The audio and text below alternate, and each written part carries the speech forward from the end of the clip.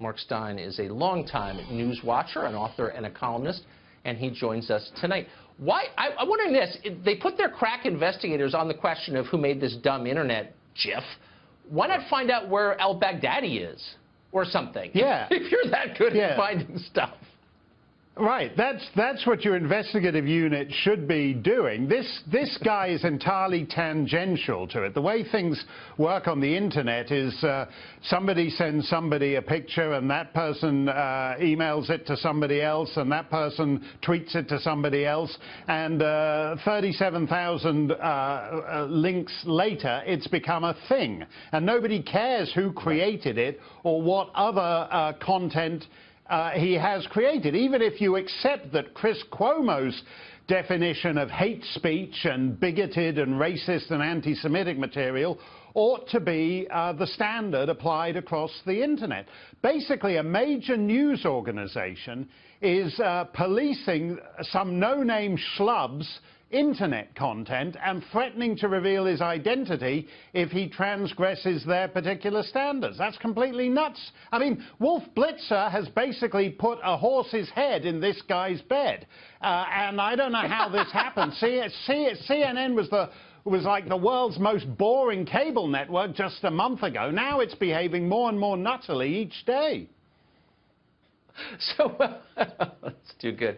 So, but, I mean, they seem to have come up with this kind of remarkable standard. They said, look, we're not releasing the guy's name because it would be a threat to his safety, presumably his physical safety. Right. But we're going to release his name if he says something we don't like. Now, people are calling that blackmail. Right. I don't know if it's blackmail exactly, but it's pretty weird for a news organization to, in effect, threaten harm if someone doesn't do what they say. Well, the name is either newsworthy or it's not.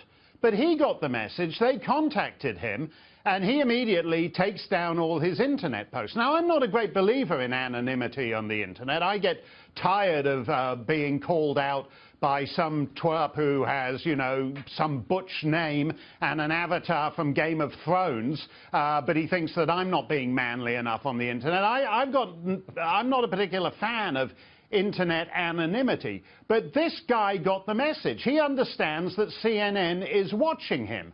So that if he were to make another anti-CNN GIF, another anti-CNN tweet, then they would release the fact that he's got a $500 lien on his home for unpaid property taxes, or his car was seen last Tuesday night parked outside Madame Fifi's bondage parlor. This is a ridiculous way for a news organization to behave, but the threat of people like Chris, and the idea, by the way, of Chris Cuomo and other CNN anchors saying, oh, we're so relieved. At last, you know, there were physical threats to our safety, and at last we're all relieved because now we've got the goods on this guy and we can sleep at night and journalists are free to walk the streets once more. Get lost, you creeps. The 5th anniversary of the Danish cartoons, I appeared on stage with 5 other people.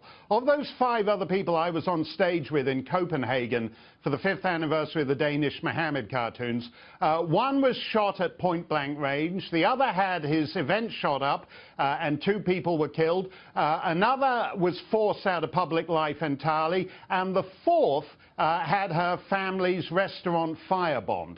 Those are real threats against media figures that go on in Europe right now. The idea that reworking a joke that everyone knows is a joke is a threat to Chris Cuomo's safety is the most narcissistic, solipsistic act of navel-gazing by a profession that is already so self-obsessed, nobody who isn't in the media can stand the media.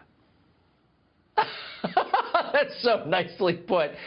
And the sense of humor is always the first thing to go. That's always the sign you've completely lost perspective. CNN has Ministry of Truth. Mark Steyn, God bless you for coming on. Thank you. Thanks a lot, Tucker.